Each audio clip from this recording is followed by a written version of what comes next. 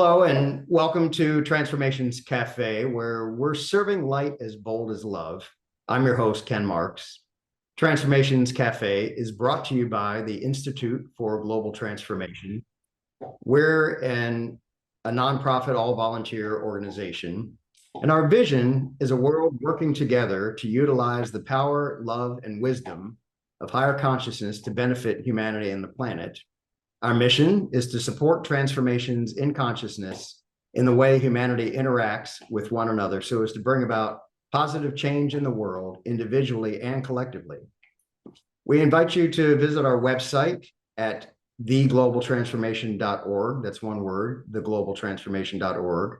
If you'd like to become part of our community, we invite you to click the join button and you'll see the membership options there. If you'd like to support our work, including programs like this one, there's a button also in the top banner on our website that will connect you directly with PayPal. This program is being recorded and will be published on IFGT's YouTube channel. So we also encourage you to please subscribe to our channel and click the bell icon that will notify you when new content is published, like today's interview. So Transformations Cafe is recorded in front of an audience, and we invite those joining us for today's program to participate in the conversation. If you'd like to, we ask that you indicate that by typing the letter Q in the chat if this is if you would like to interact with our guests directly on camera. Otherwise, we will read your question that you type in the chat. So with that, I am so delighted to introduce tonight's guest. His name is Rob Schwartz, and I'm going to abbreviate the bio because, as I'll probably reference again, Rob has done many interviews, so we're going to not repeat a lot of that information and encourage you to look him up. The one that I discovered him through is on a program called Buddha at the Gas Pump, which has been going now for over a dozen years. Rick Archer hosts that. Highly encourage you to watch that interview after you watch this one to learn even more about Rob's work. So let me read this abbreviated and then we'll get into our conversation. So Rob Schwartz is a hypnotist who offers between lives soul regressions to help people heal and understand their life plans. Between Lives Soul Regressions is a powerful and deeply healing way to gain an expanded awareness of who you really are and a profound understanding of the plan and purpose of your life. Working closely with several mediums and channels, he explored many people's pre-birth plans and learned that the events in their lives were neither random nor arbitrary, but rather part of a wisely conceived and intricate plan, a plan they themselves bravely designed. So Rob has now published 3 books. They're titled Your Soul's Plan, Discovering the Real Meaning of the Life You Planned Before You Were Born. The second one is Your Soul's Gift, The Healing Power of the Life You Planned Before You Were Born. And then the third book is Your Soul's Love, Living the Love You Planned Before You Were Born. And they cover a variety of different topics, which I want to give Rob the chance to go into more. And then, of course, you can go to his website, check out the other interviews if you want to learn more, and particularly get the books because they're fascinating and I believe life-changing. Rob's books have been translated into 27 languages. He teaches internationally on the subject of pre-birth planning at such venues as the United Nations, Kripalu, 1440 Multiversity, and Hollyhock. And so for more information, you can go to his website, which we'll put this in the show notes too, but his website is yoursoulsplan.com. And his email address has also been included in our pre-show advertising. And so we are excited to have this conversation with Rob, and he can talk more about the work that he and his wife are doing. And then we're going to get into some interesting topics. So Rob, such a pleasure. Thank you very much for coming to the Transformations Cafe. Oh, the pleasure is mine. Thank you for inviting me. It's awesome. So you're well known by now in at least in the circles of people that would have an interest in these topics. But I don't want to assume that everyone in our audience and those that will watch us later are familiar with you. So if you could just kind of give a summary of what led you to this work, and then talk about the work that you're doing, including some of your, your books and the workshops, and especially the upcoming ones. Well, what happened for me, I was, believe it or not, in the corporate world for a number of years. I have an MBA and was self-employed as a marketing and communications consultant, basically doing different kinds of corporate writing. I did not enjoy that work at all. It was very, very unfulfilling. And more to the point, I had this nagging feeling that I had come to Earth to do something else, something that I wasn't doing, but I didn't know what it was, and I didn't even know how to figure out what it was. And then back in mid-2003, three very important things all happened within a short time of each other. One was in my search to figure out what to do with my life, because I knew I wanted to leave the corporate world. I went to see a psychic medium, which is something I had never done before at that point in my life. And she introduced me to the concept of spirit guides, which I had never heard of at that time. And then she started to channel my guides. And they said to me, in fact, it was literally the first thing they said, was you planned your life, including your biggest challenges, before you were born. And I just shook my head and I said, well, why in the world would I have done that? And they said, you did this for purposes of spiritual growth. Now, I probably would have dismissed all of this as some kind of delusion on my part, but then they launched into this lengthy monologue in which they went through my challenges one by one and explained in detail why I had wanted to have those experiences. What was really compelling about this is that I hadn't told them anything about myself, nor had I told the medium anything before the session. So they knew literally everything about me, and that opened me up to this message they were conveying, that we plan our lives before we come into body. Within a very short time of that experience, I was introduced to a woman who has the ability to go into trance and channel her soul. So I spent about 15 hours over 5 sessions talking with her soul, her higher self, about pre-birth planning, and in particular, why we plan challenges for ourselves. This huge volume of information came through that really served as the foundation for the books I went on to write. And the third thing that happened back in 2003, and this was really by far the most important of the three, I had what is sometimes called a spiritually transformative experience, or STE, in which I was doing nothing more than walking down the sidewalk in the middle of the afternoon. And I had this experience in which all of a sudden, every time I looked at another person, this feeling of pure, overwhelming, unconditional love for that person washed over me. Now, I had never heard of anything like this or read about anything like this, but I understood intuitively what was happening, which was my soul was saying to me, this love is who you really are. This is your true nature. I got that message loud and clear. What I didn't know at the time was why that was happening. That became clear a couple of years later. By that time, I had looked at a lot of people's pre-birth plans for my first book, Your Soul's Plan. And what I found was that every plan, regardless of what was being planned, was based on complete unconditional love for every person involved. And then I realized, aha, that experience walking down the sidewalk a couple of years ago, that was gifted to me so that when I found this result in my research, I would know that what I was finding was truth. So in a nutshell, those three things caused me to leave the corporate world. And then I spent the next 3 years writing Your Soul's Plan on a full-time basis, having no idea if anybody was going to have any interest in anything I was writing.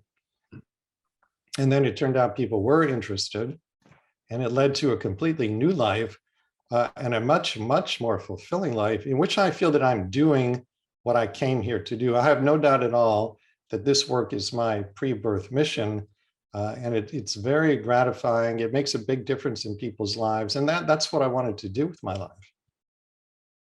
Yeah, I remember hearing both you and Rick talking in that interview how you both kind of feel like you're doing kind of divinely guided work, which is very cool. And I think several of us associated with this organization can relate. So yeah, it's very cool.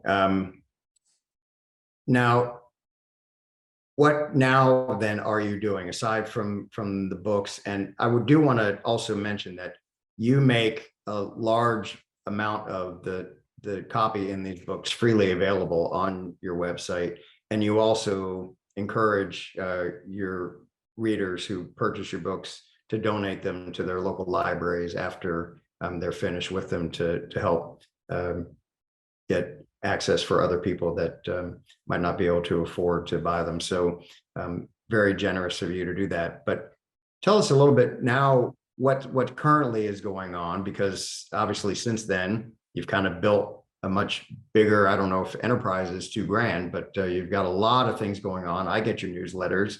They're always chock full of things that you're doing in person, internationally, online. So share a little bit more about what the work has become. Well, the work has expanded tremendously.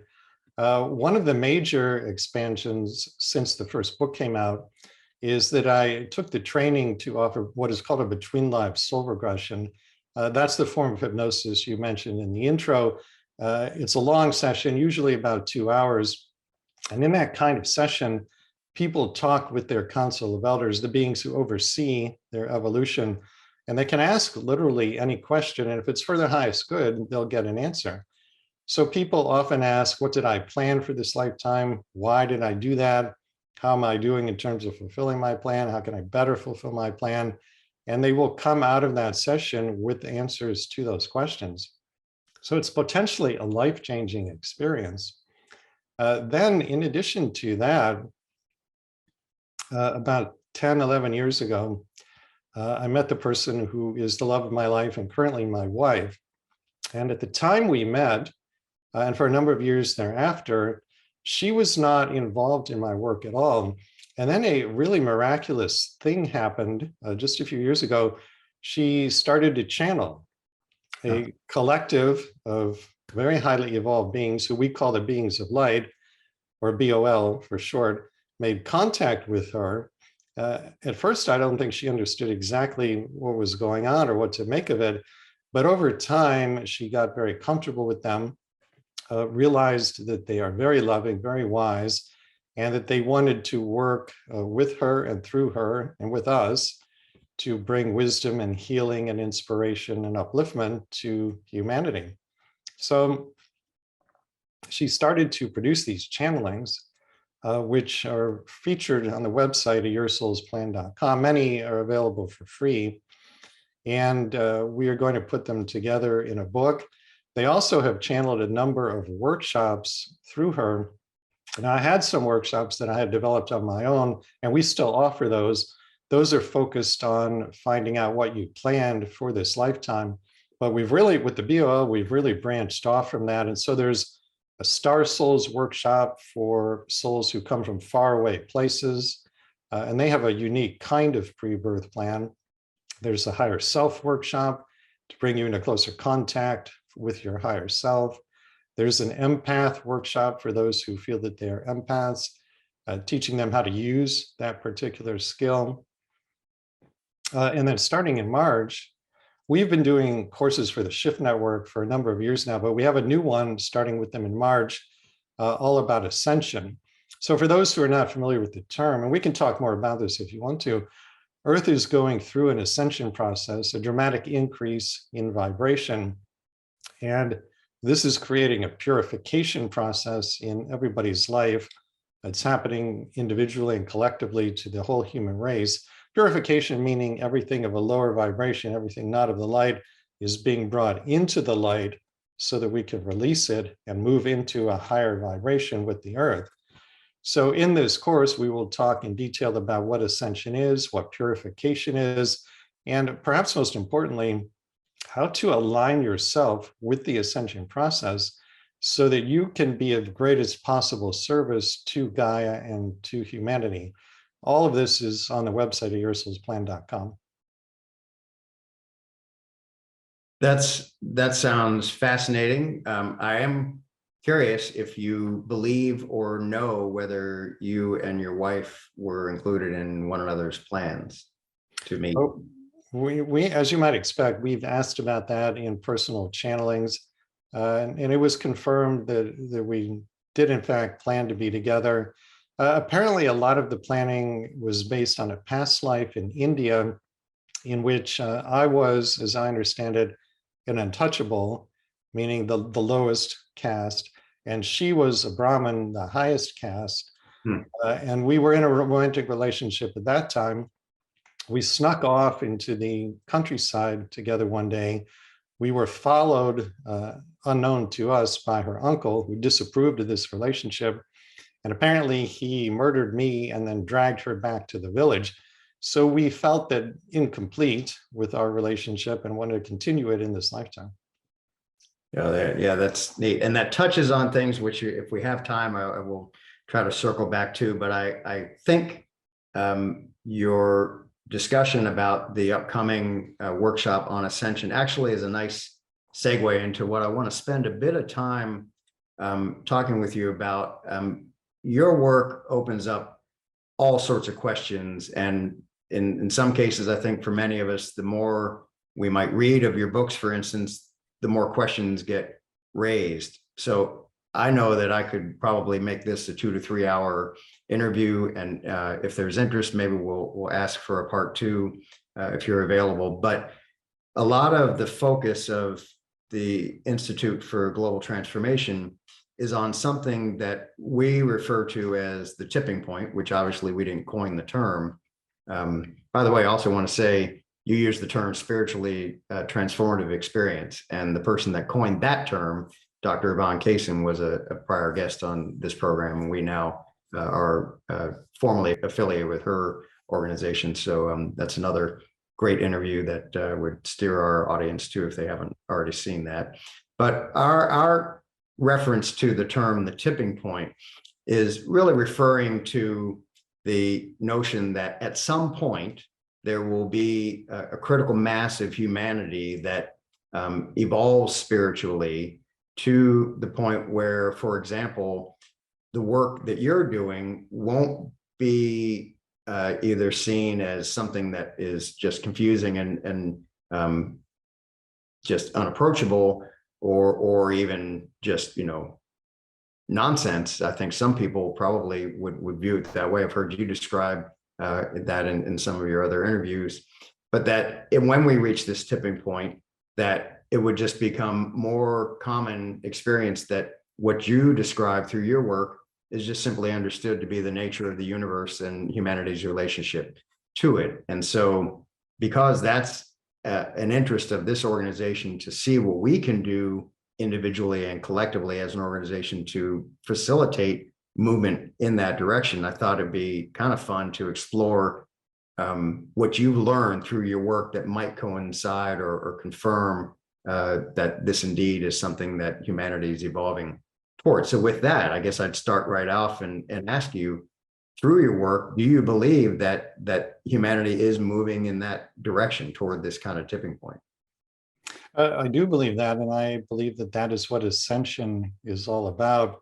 There's a lot of different talk, and there has been for many years now, about exactly how ascension will play out, what will it look like, and there's a lot of disagreement about that. I think the reason there's disagreement is that it depends upon the free will choices of all the people on the earth, and those haven't been made yet. So we don't know exactly what will happen or when, but there's no doubt in my mind we're at an inflection point, and we need to awaken, or I think there's a reasonable chance we could end up destroying ourselves. And I think that we will go in the direction of the awakening. What I see in my work, and it's become much, much more pronounced since I started doing this work back in 2003, there is a worldwide spiritual awakening going on. And it's happening in every corner of the earth. It takes many different forms in different lives, but there's no question that it's happening, and also that it's accelerating. So I personally am very optimistic. Yeah, that's encouraging. Mhm. It's and I guess one thing to say is that if humanity goes the opposite direction, which none of us really want to ponder, but it is a possibility. But through getting more familiar with your work, that wouldn't necessarily mean that we would all go away because we're eternal beings. It would just be in this form. Is that correct? That is correct. You can't kill the soul. It's simply impossible. And my understanding actually is that those of us who are incarnate on Earth now have attempted ascension twice in the past from a linear time perspective, failed both times, but that this time we're going to succeed. Well, that's also very hopeful. Nice to hear.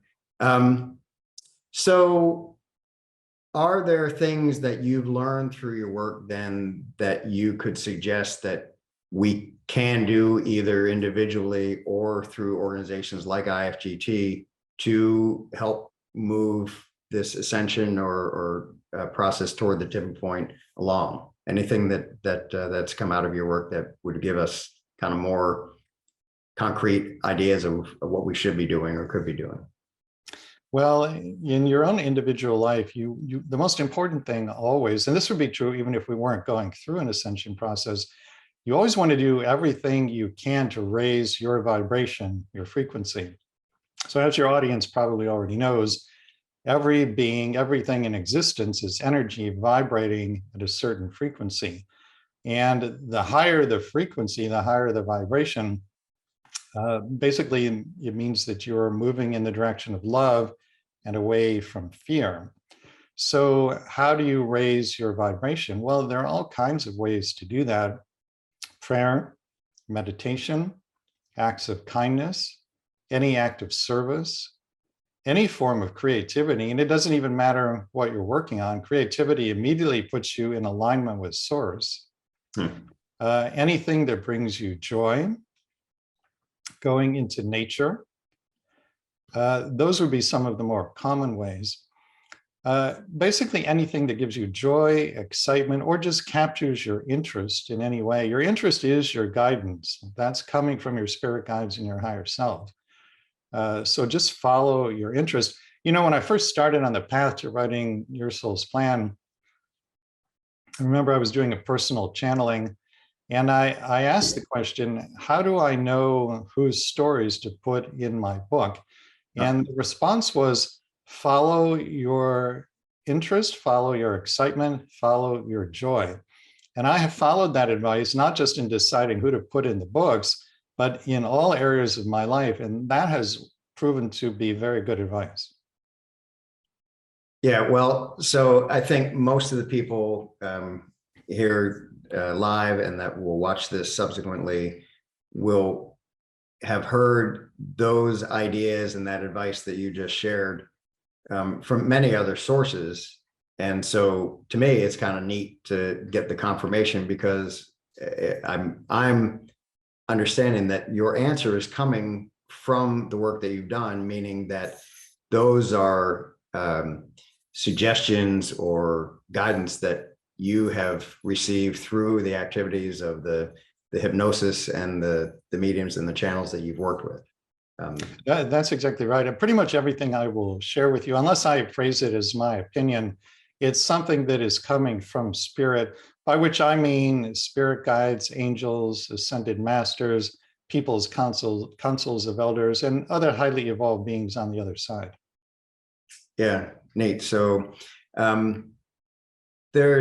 you talked about this already a little bit just a moment ago, but I wanted to emphasize this because there was something I believe that was either in Your Soul's Plan or in the interview I just rewatched from Buddha at the Gas Pump that talked about this being looked at in the time we're in as kind of an age of fear and that we're transitioning out of it. Now, you brought up the contrast of fear and love. And I will just say that same polarity, if you will, or just the comparison has come to me just as kind of an insight or download in meditation frequently. And so, that personally is something that I felt guided to move more and more toward examining my own thoughts, beliefs, actions, and questioning, trying to catch myself in the moment. Am I acting or speaking or thinking out of fear or love. And when it's fear, to try to then imagine what would the love version of this situation be. So with that, I have a feeling that I'm not alone in that. And then if you could talk about this age of fear concept, I think that would be helpful. Yeah, that was actually a term that Spirit used in one of the channelings for Your Soul's Plan. And they referred to the time period we're in now as the, quote, fear ages. So that's how beings are not looking at this linear time period. They call it the fear ages, and with good reason. It's filled with fear. Most of our governments, institutions, businesses, systems, processes, the educational system, pretty much everything is essentially fear-based. We often aren't aware of that because it's all we've ever known. But I think as this awakening that we've talked about continues to move ahead full force, it's starting to come into clearer and clearer focus just how fear-based pretty much everything we've created is here. Mm-hmm. And that's actually a large part of the ascension process. You know, all of this, the ascension process is being driven by light direct from source that is flooding the planet.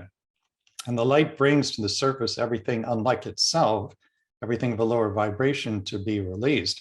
So all of these fear-based institutions that we have created for ourselves and the governments and so forth, those things have to dissolve and be replaced by love-based alternatives in order for Earth to move into what Spirit calls the golden age.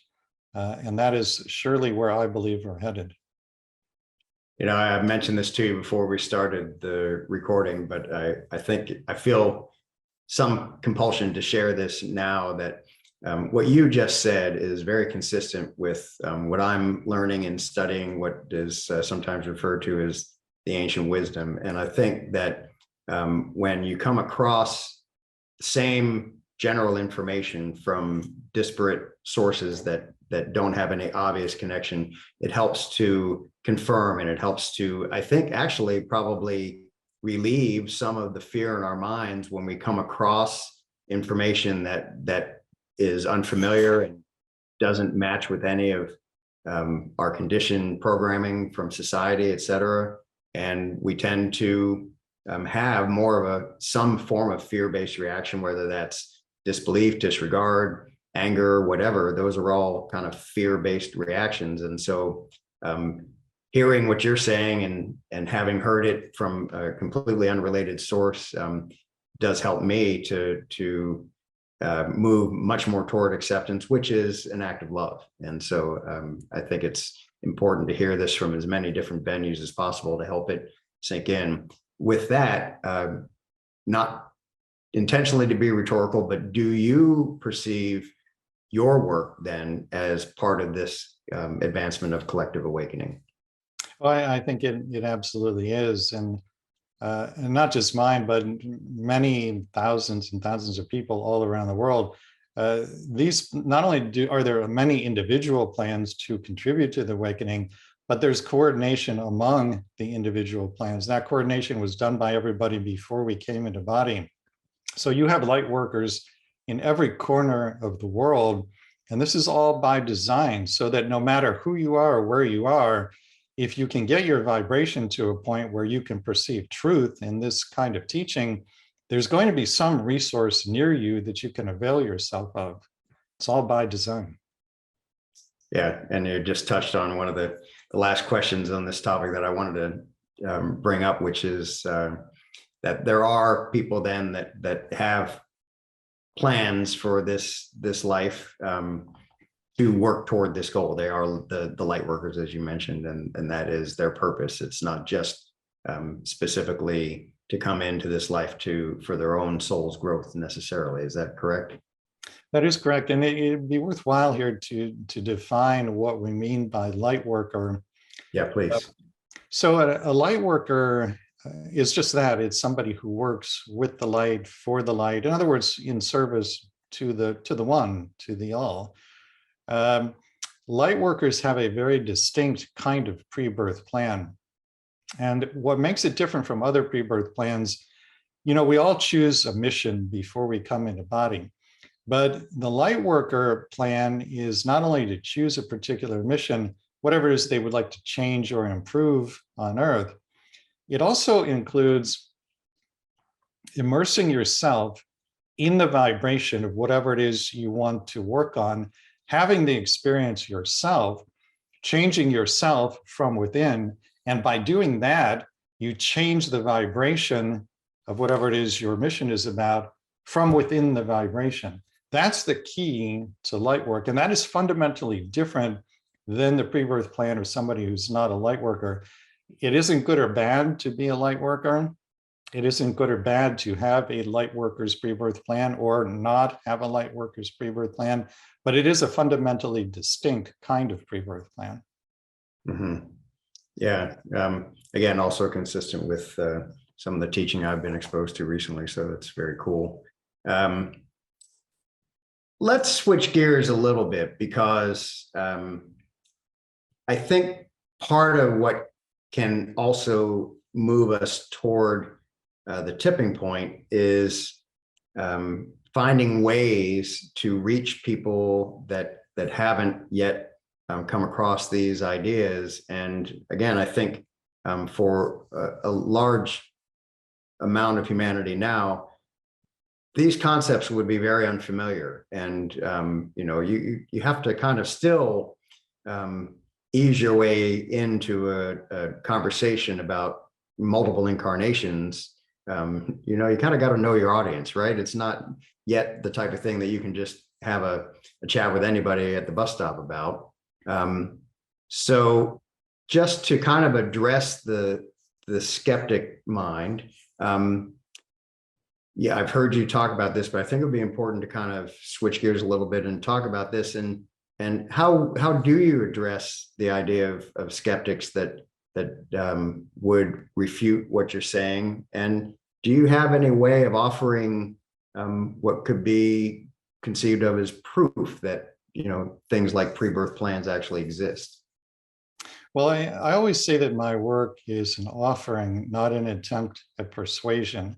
And I genuinely mean that.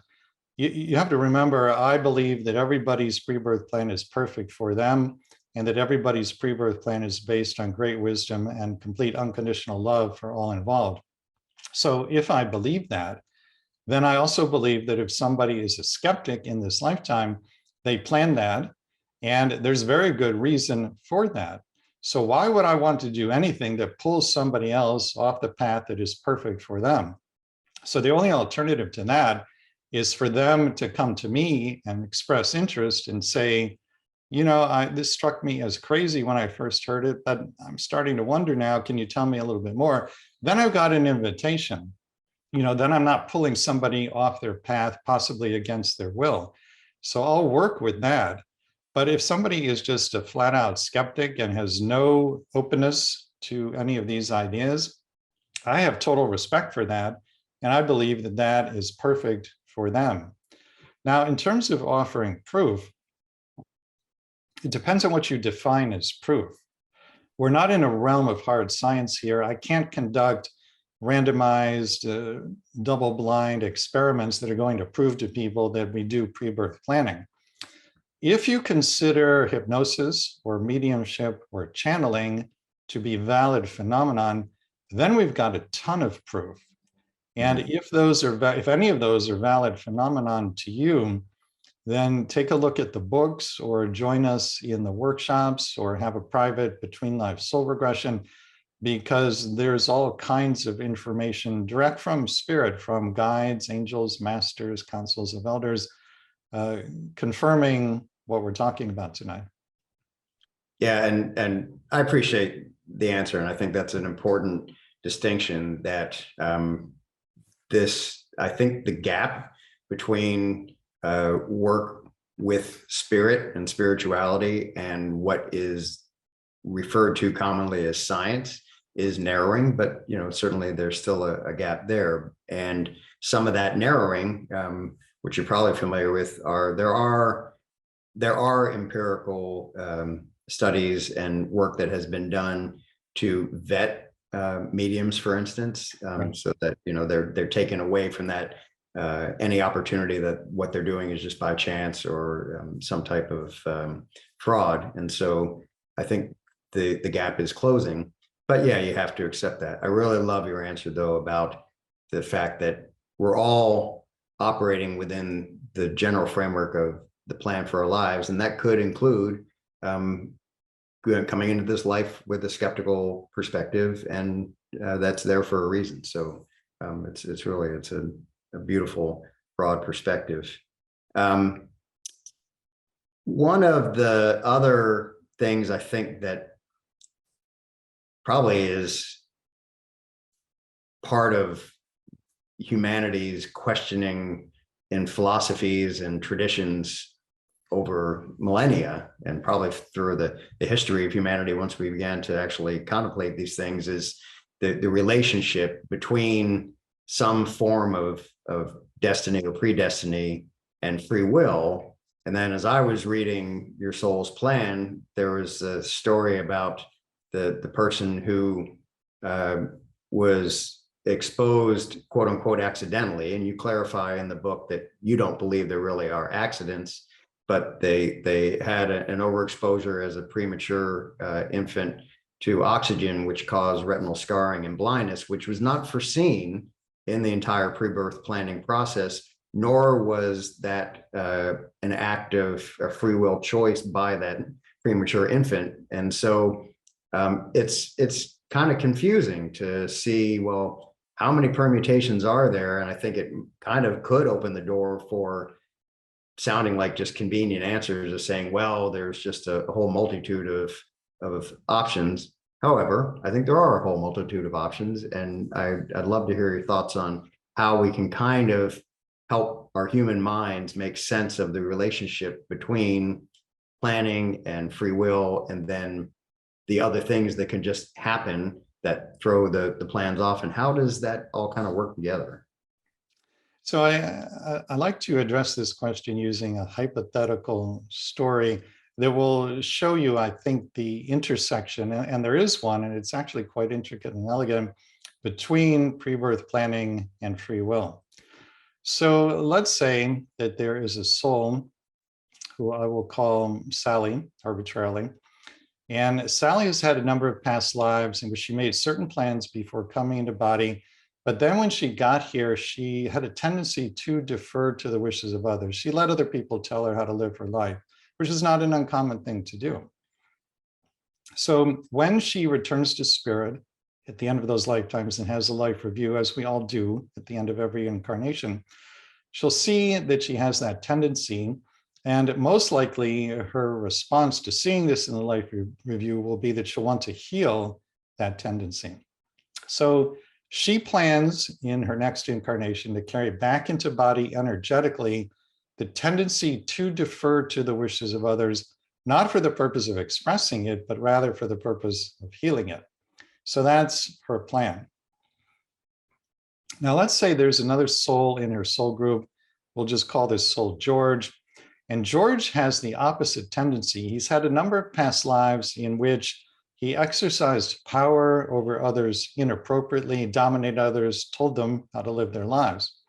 At the end of those incarnations, he has a life review, sees that he has this tendency, and he also decides to carry it back into body energetically for the purpose of healing it. So that's George's plan. Now, because Sally and George are in the same soul group, they are aware of each other's pre-birth plan. So Sally goes to George before either one of them is born, and she says something like, I'm taking back into body the tendency to defer to the wishes of others for the purpose of healing it. I see that you're taking back into body the opposite tendency, the tendency to dominate others also in order to heal it. Why don't you and I make a pre-birth agreement that we will marry, say around the age of 30, and although we know that this is likely to be a turbulent marriage, our hope is that I will learn to stand up for myself and you will learn to respect the rights of others. And George says, this is a great idea, let's do it. So that's their plan. Now, let's say that when Sally is in body and 25 years old, she gets a job with an employer who is treating her very badly, running roughshod over her, treating her with a profound lack of respect and kindness. And let's say she marshals her internal resources and she says to her boss, stop. You may not treat me this way. If you want me to continue working here, you must treat me with respect and kindness. In the moment she makes a stand like that, there's a tremendous increase in her vibration. If she can sustain that heightened vibration until she's 30, now one of two things will happen. Either she and George never meet because her vibration is up here, he's here, they go right by each other. Or if they do meet, there's no attraction. Again, because their vibrations are so dissimilar, they have one date and then nothing comes of it. So in this particular hypothetical, she has used her free will to learn the plan lesson, which in turn obviates the need for the plan challenge, which is the turbulent marriage. Now, somebody is going to say, well, what about George? Doesn't he still have to learn his lesson? Yes, he does. And now he will draw to himself other relationships or experiences that will offer the opportunity to learn that lesson. So you can see there's this intersection between pre-birth planning and free will. That's essentially how it works. That makes me think also then, you describe in your soul's plan, the actual, there's like, I don't know if you would call it physical, but there are places where this planning happens. And actually one of the things that caught my attention, if I remember correctly, are there not patterns of things in eights in a lot of the structures, right? Well, so just it caught my attention because the guest last month was the author Catherine Neville, and her book The Eight was what we focused on quite a bit. And so again, one of those neat intersections where her book was all about kind of the number 8 in its many roles in humanity and mysticism and all these things. And then one of the first things I read in Your Soul's Plan is that there are a lot of aspects of eights. Actually, why don't you just comment on that a little bit? I think it might be kind of interesting. So well, first I should explain here in Your Soul's Plan, and also in the second book, Your Soul's Gift, those were both written before I was doing the Between Lives soul regression. So I didn't have the hypnosis as a source of information about people's pre-birth plans. The way I did it in the first 2 books was by working with mediums and channels who in very different ways could access that kind of information. So in one of the sessions, one of the mediums was shown by spirit exactly where the pre-birth planning takes place. And I don't remember all the details now. People always think that an author remembers every word that they wrote, and it's just not possible to do that. But basically, it was a building where there were multiple patterns of 8, something like 8 buildings in the complex and 8 floors and 8 rooms per floor, something along those lines. Right.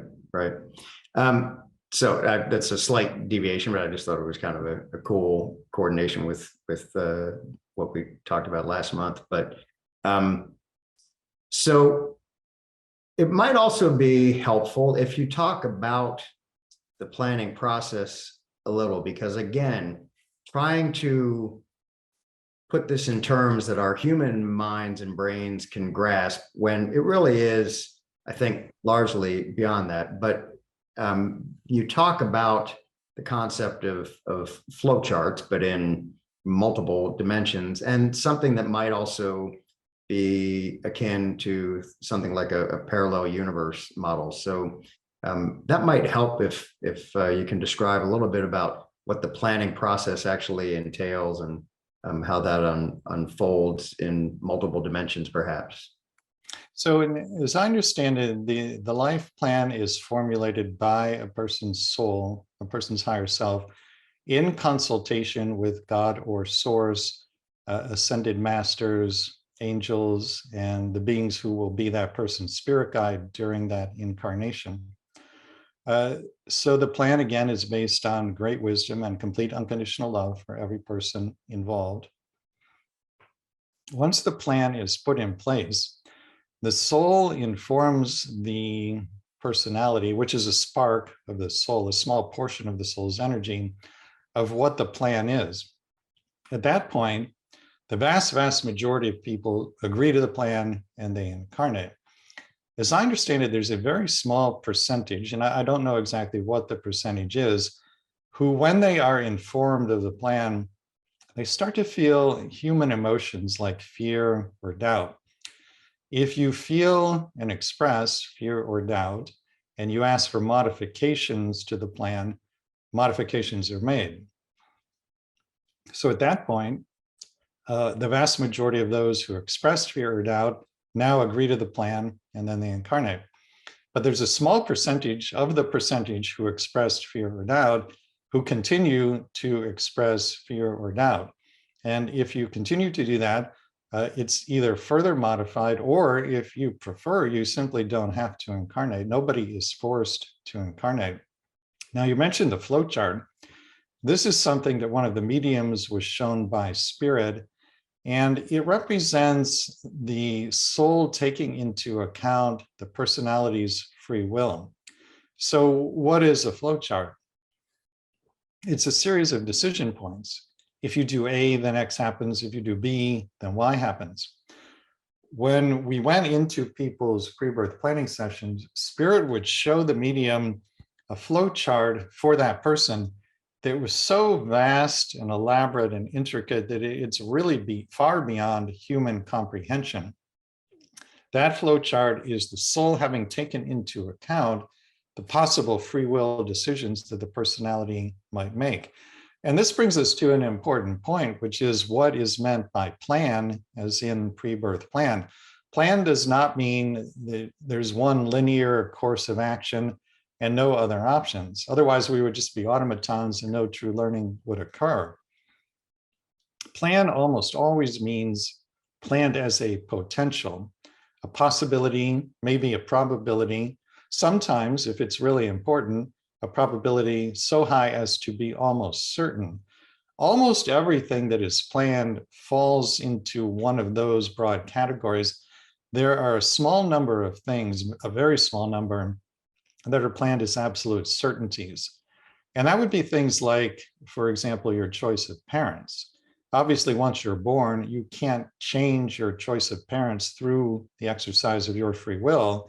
So once that happens, it's set in stone.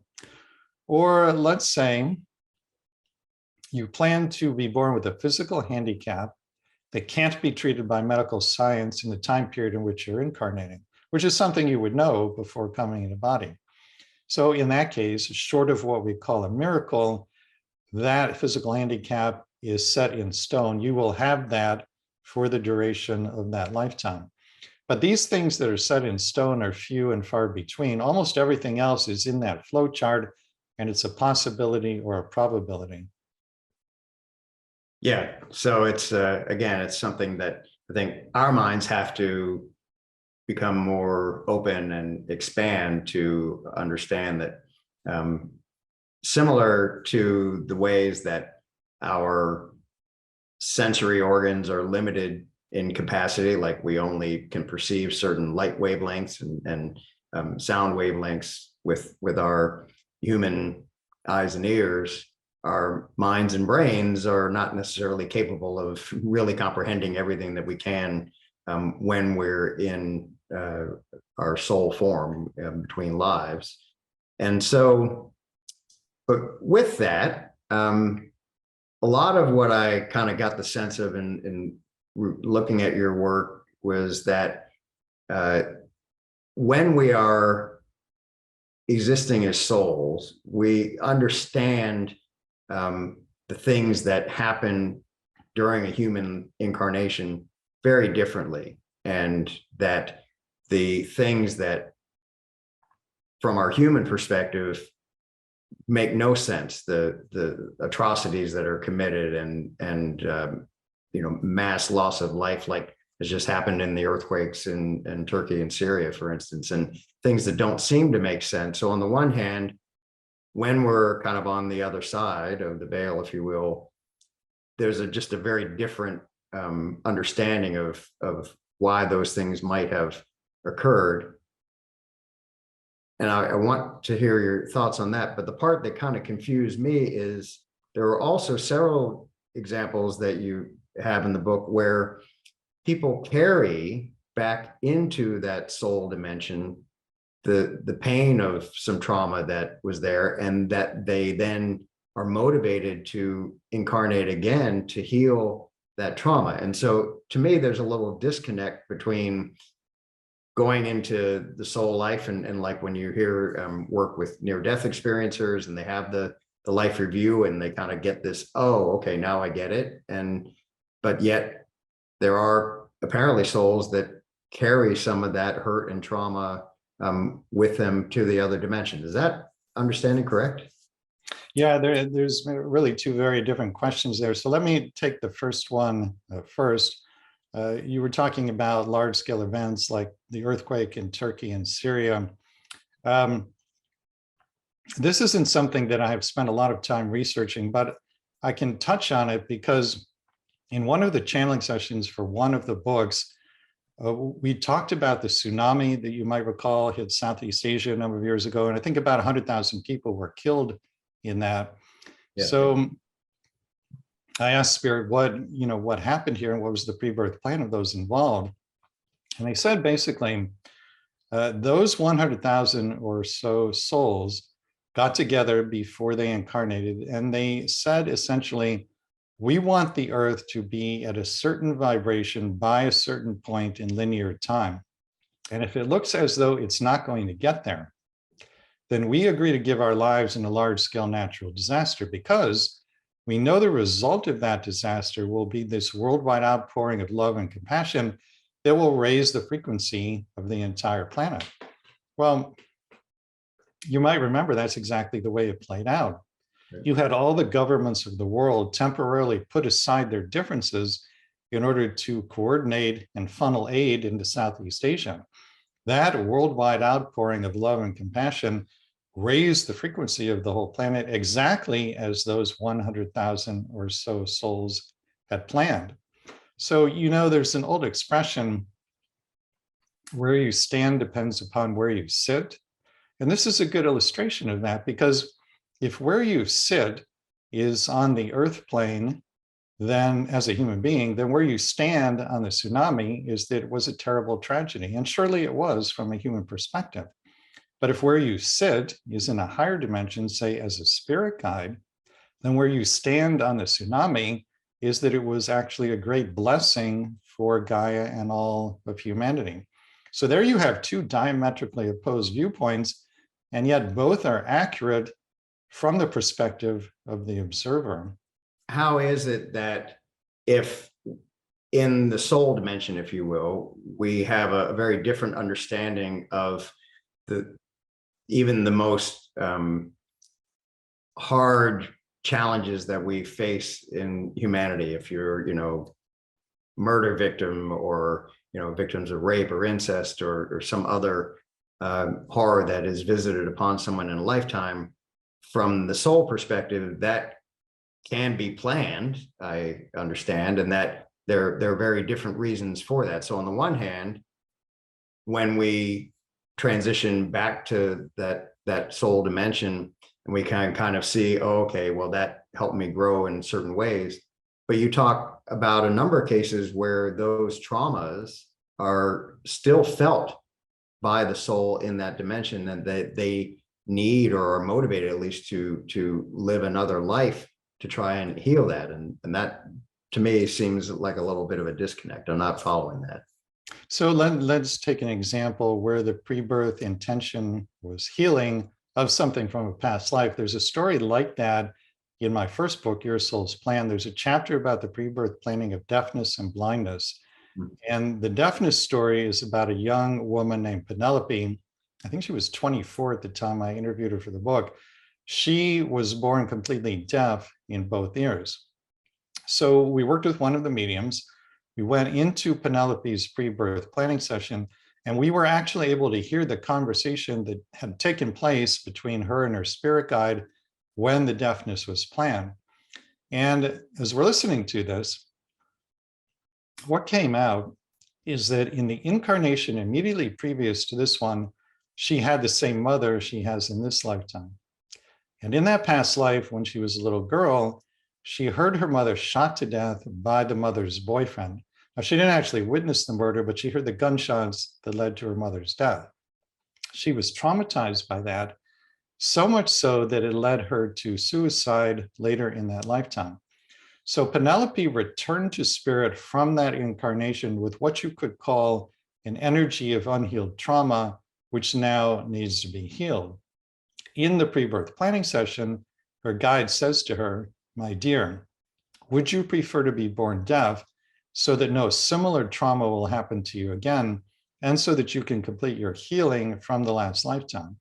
And she says, "Yes, that is what I want and what I wish to do." What follows is a fascinating dialogue in which she and her guide work out the details of the deafness. So there you have an example where the pre-birth intention is healing, and what she's trying to heal is the trauma from that previous incarnation. But was that trauma in the previous incarnation part of the previous incarnation's plan? I would imagine it was part of the plan in terms of being a potential. It's something that's that important, where a parent is murdered, and then it has such a significant effect on the daughter as to lead to suicide later in the lifetime. It's extraordinarily unlikely, from what I've seen in my research, that there would have been no discussion of that at all in the pre-birth planning. Now, obviously, all of this hinges on the free will of the person who murdered Penelope's mother. And it was probably foreseen exactly how likely or unlikely it would be that he would make that particular free will decision. So my guess would be that that was foreseen as either a low possibility or a high probability with some degree of certainty, I would think. So the whole idea then, in the large nutshell, why are we souls? What are we trying to do through all these incarnations? Is there a grand purpose that we're trying to achieve something, grow in certain ways? And then kind of leading question, the relationship to this overall kind of oneness, this one consciousness. Some use the word God. Is all this leading to something? You know, there are many, many different lessons we plan to work on in the Earth School, but they all have a common denominator. If you distill them down, if you boil them down, the common denominator is that we are learning how to more freely and fully give and receive love. And giving and receiving are equally important from the soul's vantage point.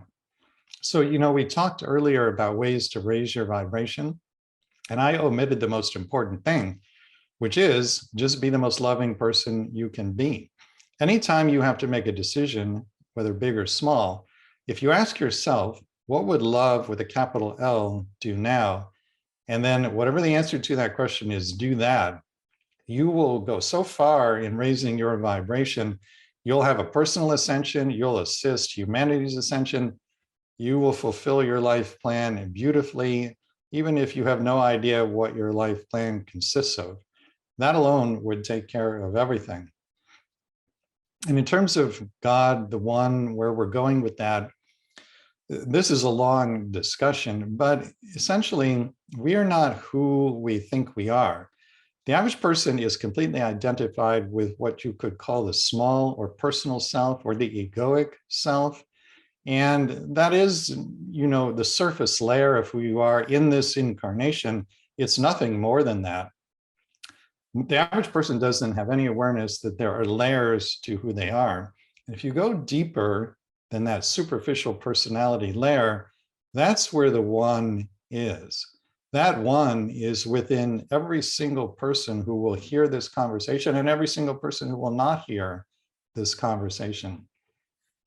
And as you raise your vibration, as you choose to do what love with a capital L would do, every time you have to make a decision, very slowly, or sometimes for some people quickly, that superficial layer, the personality, will either dissolve, or more commonly, the person becomes disidentified from it and they become aware of that deeper layer where the one is. And then it's a whole new ballgame. Yeah. Then your decisions are no longer, what does the personal small self want? Then all decisions are based on, what does my true self want me to do in this situation?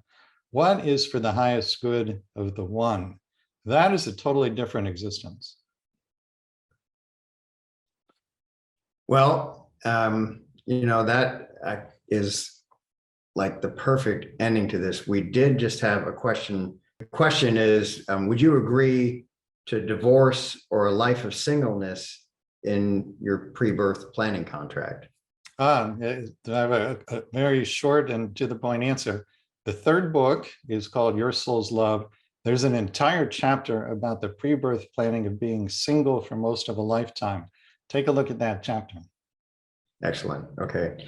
Rob, thank you so much. This has just been wonderful. I think it's been a great conversation. I'm happy that we could do whatever we could to bring your work to the attention of more people.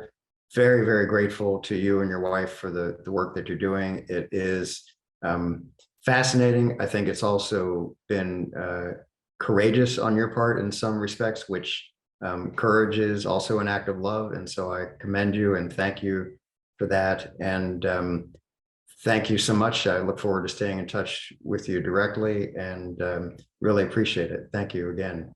Have a My wonderful pleasure. My pleasure. Good night, everybody. Thanks. Bye-bye.